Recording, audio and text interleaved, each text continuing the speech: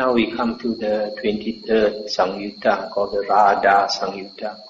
This Venerable Radha is supposed to be a monk who came into monkhood at an old age. The first sutta, 23.1 at Savatthi. Then the Venerable Radha approached the Blessed One, paid homage to him, sat down to one side, and said to him, Venerable Sir, it is said, Mara, Mara. In what way, Venerable Sir, might Mara be? Mara here refers to Satan in the English translation. But here, in this sutta, Mara refers more to Marana. Marana means death. Death. Pali word Marana means death.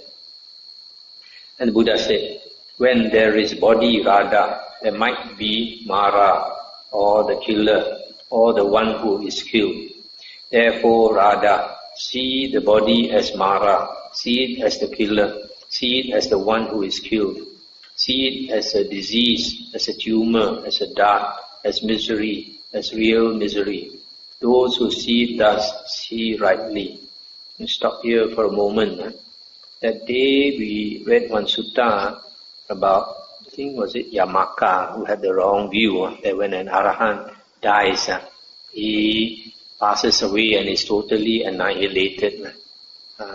Then towards the end, Venerable Sariputta gave a simile of rich man. Somebody wanted to kill this rich man, so he planned his scheme and went to work as a servant for this rich man and served him very well until the rich man had total trust in him. So when he was together with this rich man in a lonely place, he took the opportunity to stab and kill the rich man.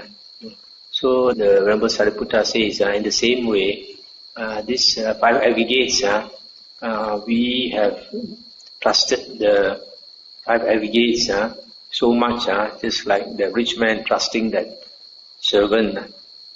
So one day, when we are old, then the five aggregates will kill us, just like the killer killing that rich man. So that's why Buddha says, see body as the killer, or on the other hand, you can also see it as the one who is killed. Similarly, when there is feeling, perception, volition, consciousness, Radha, there might be Mara, or the killer, or the one who is killed. Therefore, Radha, see the aggregates as Mara, see them as the killer, see them as the ones who are killed. See them as a disease, tumor, as a dart, as misery, as real misery. Those who see it thus see rightly. And he asked, what, Venerable Sir, is the purpose of seeing rightly? The purpose of seeing rightly, Radha, is revulsion. Seeing rightly is also can be said to be seeing clearly as they really are. So when you see the five aggregates really clearly as they really are, then you experience revulsion or disenchantment. And what, Venerable Sir, is the purpose of revulsion? The purpose of revulsion is dispassion.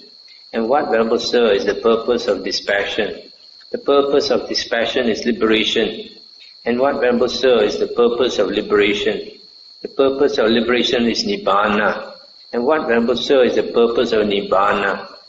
And the Buddha said, you have gone beyond the range of questioning, Radha. You weren't able to grasp the limit to questioning. For Radha, the holy life is lived with Nibbana as its ground, Nibbana as its destination, Nibbana as its final goal. That's the end of the sutta. In the sutta, the Buddha said, Nibbanang paramang sukhang. Nibbana is the greatest bliss. When we attain Nibbana, we have no suffering.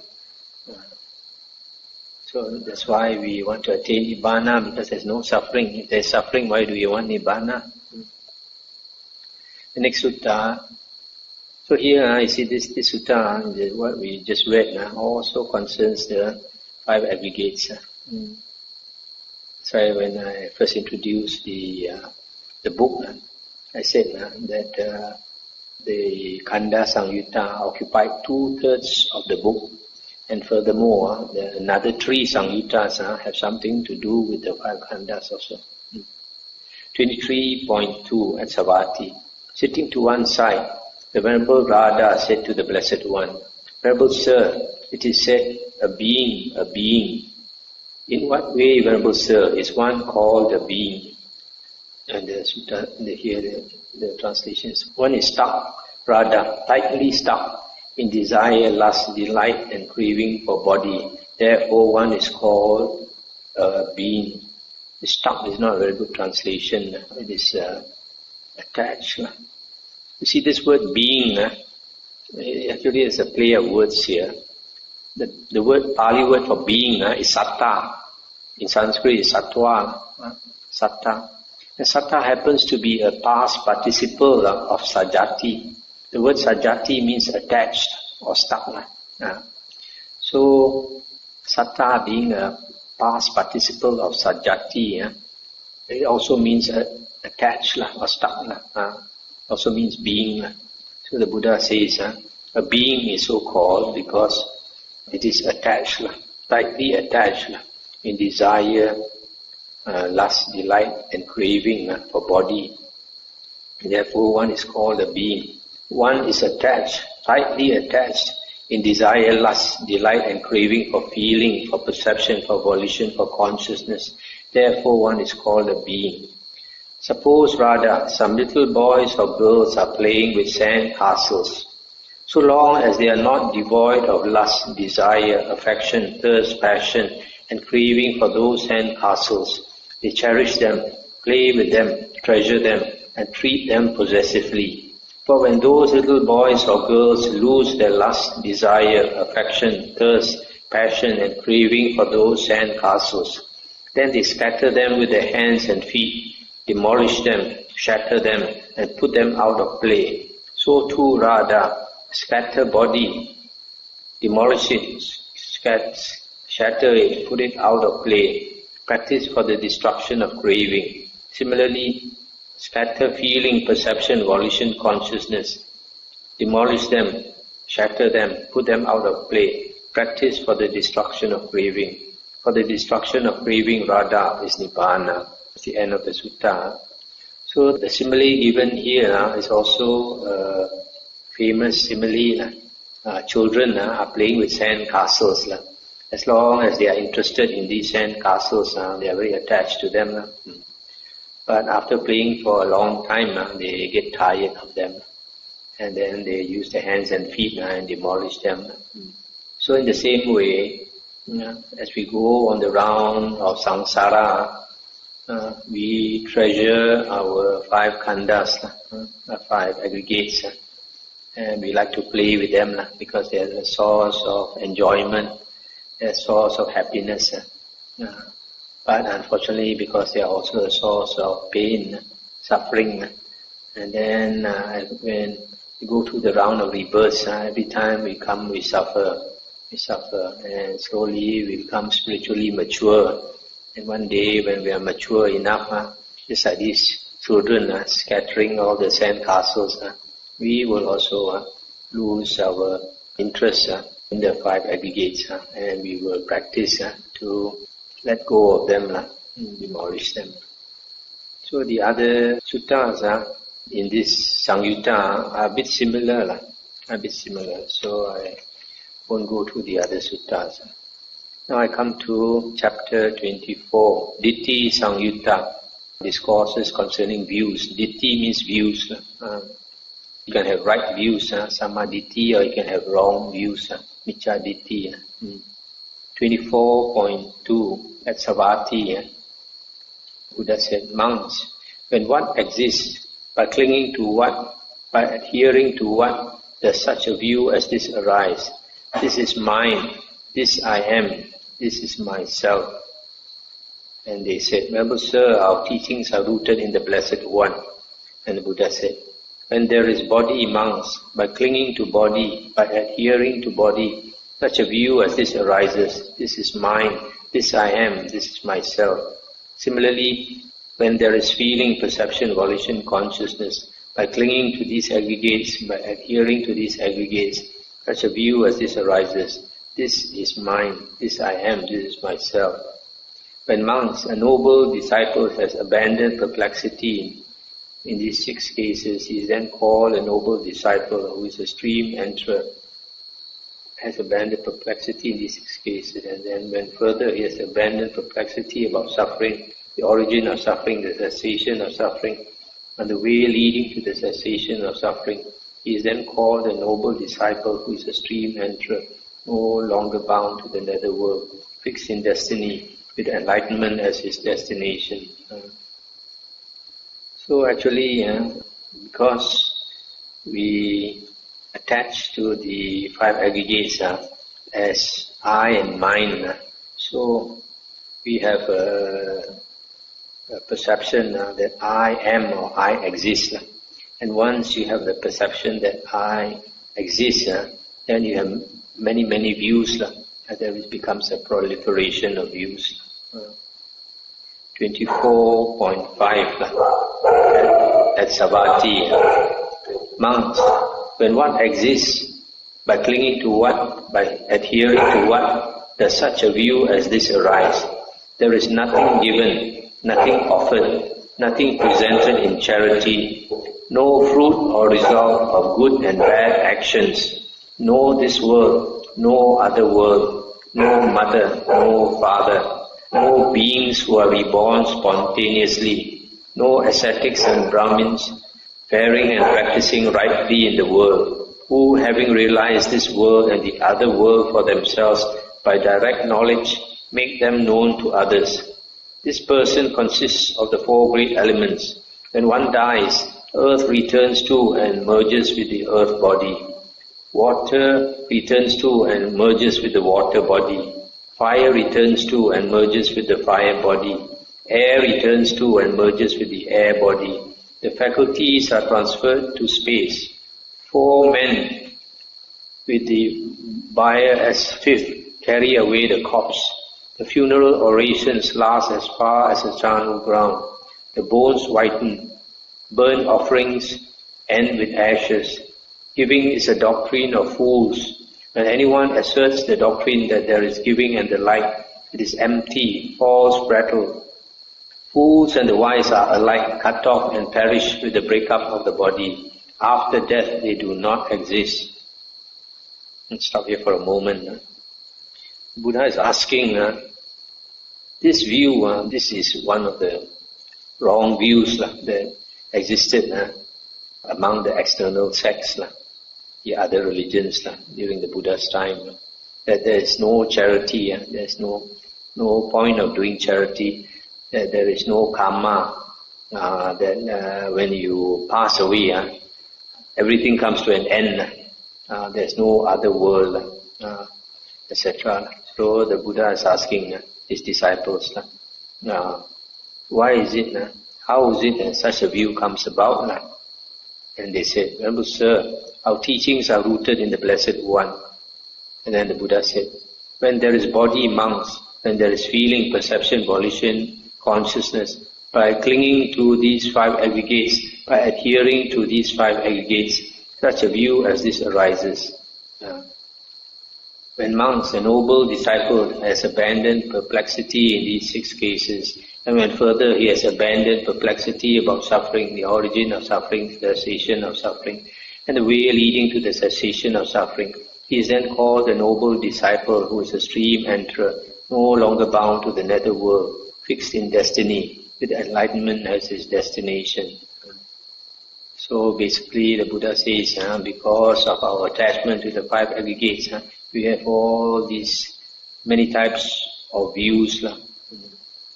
There's another type mentioned in another sutta, 24.6. I just read the view just for your knowledge. It's one of the wrong views.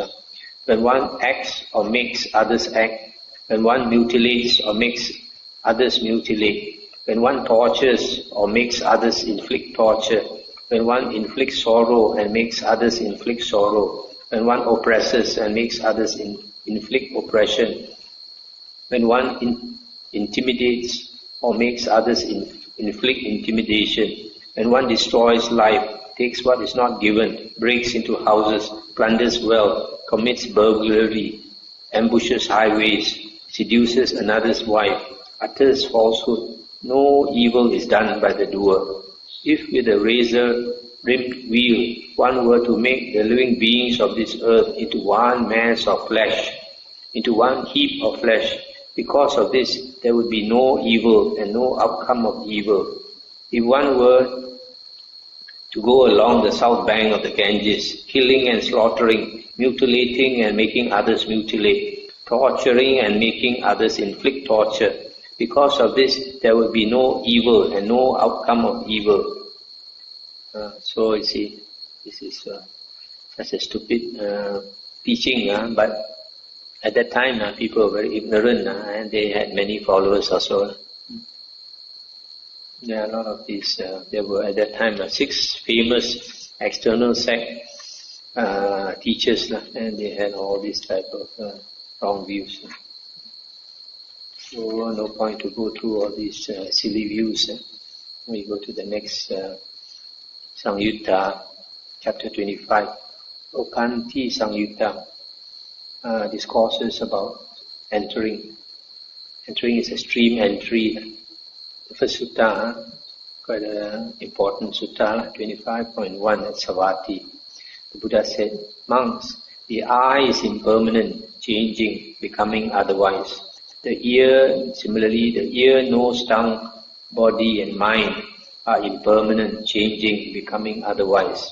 One who places faith in these teachings, resolves on them, thus is called a faith follower, one who has entered the fixed course of rightness, entered the plane of superior persons, transcended the plane of the worldlings, Putujana, is incapable of doing any deed by reason of which he might be reborn in hell, in the animal realm, or in the domain of ghosts. He is incapable of passing away without having realized the fruit of stream entry.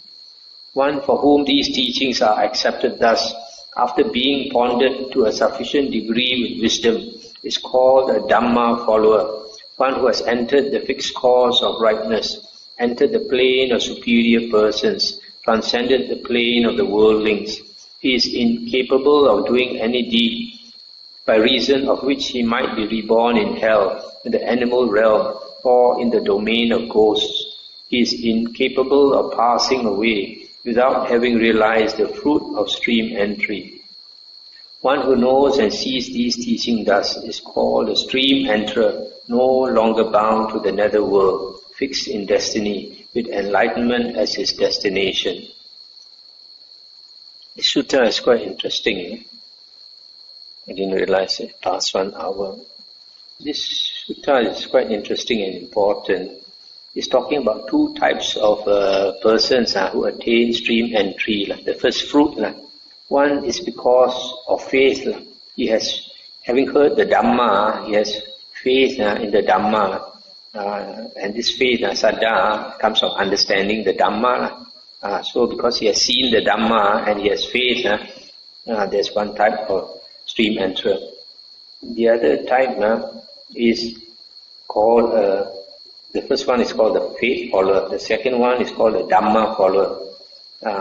This Dhamma follower is also the same in the sense that he has listened to the Dhamma and seen the Dhamma, understood the Dhamma, and because of his wisdom, he's called a Dhamma follower.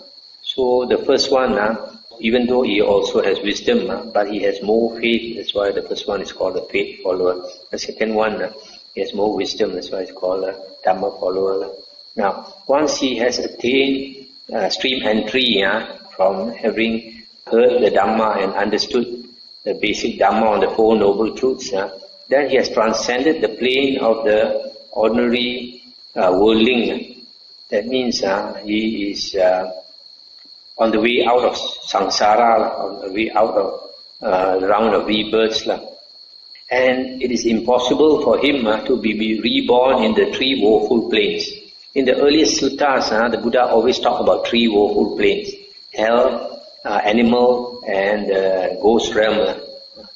Later books added one more, the asuras. And this adding of the asuras you can find in Mahayana books, and you can also find in Abhidhamma and also in commentaries. So that means those are all later books. So also here it says another important point that once you attain stream entry, you must attain the fruit of stream entry, and the latest is when a person passes away. So after he attains the path, it takes some time to change to fruit, and the latest is when he dies.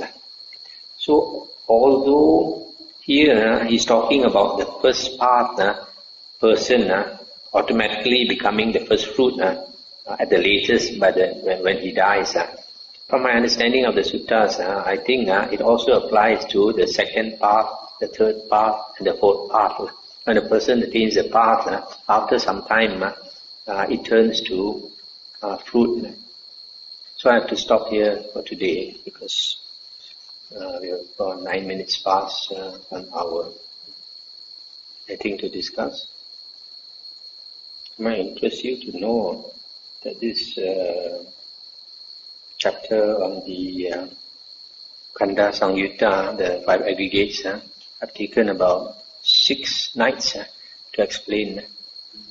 6 nights. Previously, when I gave this talk in Penang a few years ago, it took me 3 nights, I think, 3 hours, but now it's 6 hours, so more detailed. No. When he hears the Dhamma and he understands, at that time he becomes a stream enterer. I know. After you understand, you attain stream entry, but after the understanding, you will automatically cultivate. There are cases where a person never met the Buddha before, and then he met the Buddha, and the Buddha taught him the Four Noble Truths, and then he attained stream entry. Then after that only he practices. Yeah? You're referring to who? Yeah, but how many people listen to the suttas? That one is possible. If they take the trouble to go and listen to the Samyutta Nikaya and the Anguttara Nikaya, the chances of them attaining stream entry is quite good. That's why the Buddha says, all the giving of Dhamma surpasses all types of giving. It gives the greatest benefit.